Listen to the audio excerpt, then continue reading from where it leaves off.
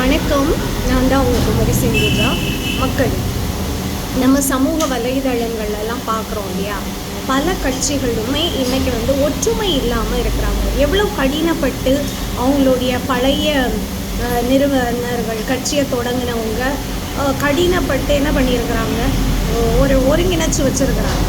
அதை கொண்டு போகிறதுக்கு முடியாமல் எவ்வளோ நபர்கள் உள்ளே மாறி மாறி சண்டை போடுறது இதெல்லாம் பண்ணிகிட்டு இருக்கிறாங்க இல்லையா.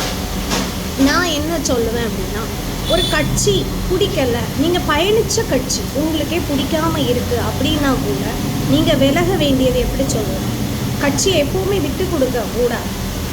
நீங்கள் என்ன சொல்லிட்டு விலகணும் அப்படின்னா, கட்சியினுடைய கொள்கைக்கு நான் பொருத்தமானவளாக இல்லை அதனால் விலகிறேன், இல்லை நான் பொருத்தமானவனாக இல்லை, அப்படி தான் நம்ம விலகணும். ஏன்னா கட்சி தாவலுங்கிற விஷயம் மிகப்பெரிய பிரச்சனையாக இந்தியாவில் இருந்துகிட்டு இருக்குது. ஏன்னா இது நம்ம எல்லாமே கட்சி சார்ந்து பயணிக்கக்கூடிய ஒரு சிறப்பம்சம் தான் இந்திய கான்ஸ்டியூஷனில் அமைக்கப்பட்டிருக்கு, அரசியலமைப்பில். அப்படி இருக்கும்போது நிறைய பேர் இந்த கட்சிக்கு சாதகமான ஓட்டுகளை மக்கள்கிட்ட வாங்கிட்டு அடுத்த கட்சிக்கு மாறிடுவாங்க. அப்போ அது ஒரு பெரிய தாக்கத்தை ஏற்படுத்தியதுனால தான் என்ன டிஃபர்மேஷன், கட்சி டிஃபர்மேஷன், ஆமாம், கட்சி தாவலுங்கிறதே தப்புங்கிற மாதிரி ஆக்ட் போட்டாங்க.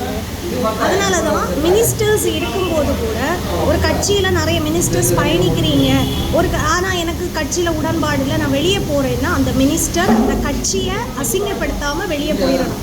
அதுதான் கான்ஸ்டியூஷன், அதுதான் அறம், அதுதான் முறை. அதுதான் இந்திரா காந்தி அம்மையார் 42வது சட்ட திருத்தத்தில்னு நினைக்கிறேன் அதை கொண்டு வந்தாங்க. இன்றைக்கும் வழி நடத்தக்கூடிய ஒரு தலைமை பொறுப்பில் இருக்கிறவங்க ரொம்ப டவுன் ரோடனாக இருங்க. உங்கள் தொண்டர்கள் நீங்கள் சொல்கிறத கேட்கணுன்னா, அடக்கம் அமரருள் உய்க்கும், அடங்காமை ஆறுருள் உய்த்து விடும். நீங்கள் அடக்கத்தோடு நடக்கணும். உங்கள் ஒரு பதவியில் வச்சுருக்கிறாங்கன்னா நீங்கள் களமிறங்கி டவுன் ரோடனாக இருக்கணும். அந்த ஒரு தன்மை இல்லாததுனால தான் கட்சிகளுக்குள்ள பூசல்களும் பிரச்சனைகளும் அதிகப்படுது. அப்படி இல்லாமல் ஒரு விருப்பம் இல்லைன்னா கூட அமைதியான முறையில் சகிப்புத்தன்மையோடு விலகுங்க, அவமானப்படுத்தாதீங்க கட்சிகளை. அதான் நான் சொல்லுவேன். நன்றி.